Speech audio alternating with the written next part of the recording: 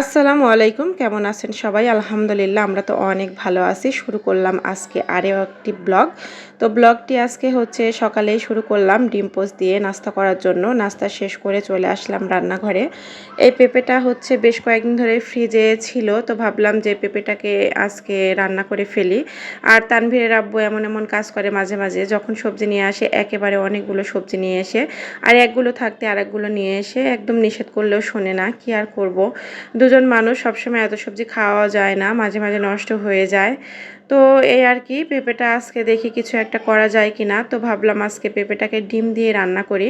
তো পেঁপে ডিম দিয়ে রান্না করলে কিন্তু অনেক মজা লাগে। আর পেঁপে সবজিটা কিন্তু খুবই উপকারী, এটা যেভাবেই খাওয়া যায় সেভাবেই অনেক বেশি মজা লাগে। আর পেঁপে, কাঁচা পেঁপে সবজি হিসেবে তরকারি করে খেতে আমার অনেক বেশি পছন্দ, আমরা দুজনেই অনেক বেশি পছন্দ করি। তো পেঁপেটা একটু বড় বড় সাইজ করে কেটে নিলাম।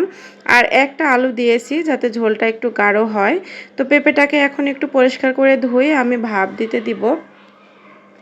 তো পেঁপেটা আমি ভাপ দিয়েই রান্না করব। তো চুলা জ্বালিয়ে পেঁপেটা ভাপ দিতে দিলাম। আর এই দিকে ডিমটা আমি ভেজে রান্না করব। পেঁপে দিয়ে ডিম ভেজে রান্না করলেও ভালো লাগে, সেদ্ধ করে রান্না করলেও ভালো লাগে।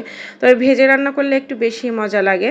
তো পেঁয়াজ, তারপরে গুঁড়ো মরিচ, লবণ সব কিছু চটকিয়ে এই যে ডিম দুটো ভেঙে দিয়েছি। আর মানে ভেজে রান্না করলে ডিমের পরিমাণ কম লাগে। তো ডিমটা ঘুটে নিয়ে এখানে চুলার উপরে কড়াই দিয়েছি। এখন ডিমটা ভেজে নিব পাটিসাপটা করে। তো কড়াই দিয়ে এখন এই যে হচ্ছে ডিমটা দিলাম। আর এটা মানে একদম পাটিসাপটা যেভাবে ভাজি করে, পাটিসাপটা পিঠা যেভাবে তৈরি করে ঠিক সেইভাবে আমি ওইভাবে ইয়ে করে নিলাম, ছড়িয়ে নিলাম পুরোটা নিয়ে। এখন এই যে পাটিসাপটা যেভাবে আর কি পেঁচিয়ে নেয় ঠিক সেইভাবে আমি পেঁচিয়ে নিব। তো আমি ডিমটা আর কি ফ্রাই প্যান বের করলাম না, ওই যে মানে মাঝামাঝির ঝামেলা করব না দেখে কড়াইতেই ভেজে নিলাম। তো মাশাল্লাহ ভালোই হলো, খারাপ হলো না। তো ডিমটা টুকরো টুকরো করে কেটে নিয়ে এইভাবে দুটোই আমি ভেজে নিয়েছি। এখানে পেঁয়াজ ভেজে নিয়েছি, সাথে এখন আদা রসুন বাটা, জিরে গুঁড়া, হলুদ গুঁড়া, লবণ, ধনিয়া গুঁড়া, তারপরে একটু সামান্য গুঁড়ো মরিচ আর কাঁচা মরিচ দেব। সব কিছু দিয়ে ভালো মতো কষিয়ে নিব। আর এইদিকে হচ্ছে আমার পেঁপেটা প্রায় ভাপ হয়েই এসেছে, এখন আমি এটা পানি ঢেলে নিব। তো এদিকে মশলাটা সুন্দর মতো কষানো হয়ে গেছে। এখন এই যে ভাপ করা পেঁপেটাও দিয়ে দিলাম, এটা দিয়ে ভালো মতো কষিয়ে নিব একটু কিছুক্ষণ ধরে।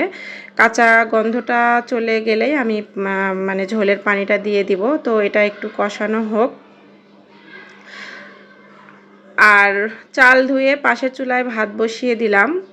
আর পেঁপেটাও কিন্তু কষানো হয়ে গিয়েছে, এখন পরিমাণ মতো ঝোলের পানি দেব। ভাপ দিয়েছি, কষিয়েছি, পেঁপে প্রায় সিদ্ধ হয়ে এসেছে, এখন অল্প পানি দিলেই হবে। তারপরে তো আমি কিছু বাসনপত্র জমে গিয়েছিল, সেগুলো একটু পরিষ্কার করে নিচ্ছিলাম। রান্না করতে আসলে কত রকমের যে কাজ বের হয় তার আর কোনো ঠিক নেই। তো এখানে আমি ডিম দিয়ে দিয়েছিলাম। আর এখন আমি হচ্ছে লবণ চেক করলাম, হালকা লবণ দিলাম। আর একটু গুঁড়ো করে রাখা গরম মশলা, সব মশলা একসাথে গুঁড়ো করে রাখা হয়েছে ভেজে, তো সেটা হালকা করে দিয়ে দিলাম, বেশি দেব না। আর ওইদিকে ভাতটা কিন্তু আমার হচ্ছে বলক হচ্ছে, উতলে উঠেছে। তো তরকারিটা প্রায় হয়ে এসেছে, নামিয়ে ফেলবো। আর ইদানিং দেখা যাচ্ছে ভিডিও বেশি করা হচ্ছে না, অল্পর মধ্যে শেষ করতে হচ্ছে। বেশিক্ষণ ভিডিও করতে আসলে মনেই থাকে না, কি যে বলবো, মানে মনেই থাকে না যে আমার ক্যামেরা অন করতে হবে। আর কাজের এত চাপ থাকে সকাল থেকে দুপুর পর্যন্ত, মানে চাপে আমার ক্যামেরা দেখা যায় একটু করলে তারপর এক্ষুনি আর খেয়াল থাকে না যে আমার ক্যামেরা অন করতে হবে। তো রান্না শেষ করে চুলাটাও একটু গুঁড়ো সাবান দিয়ে ডলে পরিষ্কার করে নিলাম। চুলা পরিষ্কার থাকলে রান্নাঘরটা পরিষ্কার থাকবে, গোছগাছ থাকবে। তো আজকের ভিডিওটা এই পর্যন্তই। সবাই ভালো থাকবেন, সুস্থ থাকবেন। আল্লাহ হাফেজ।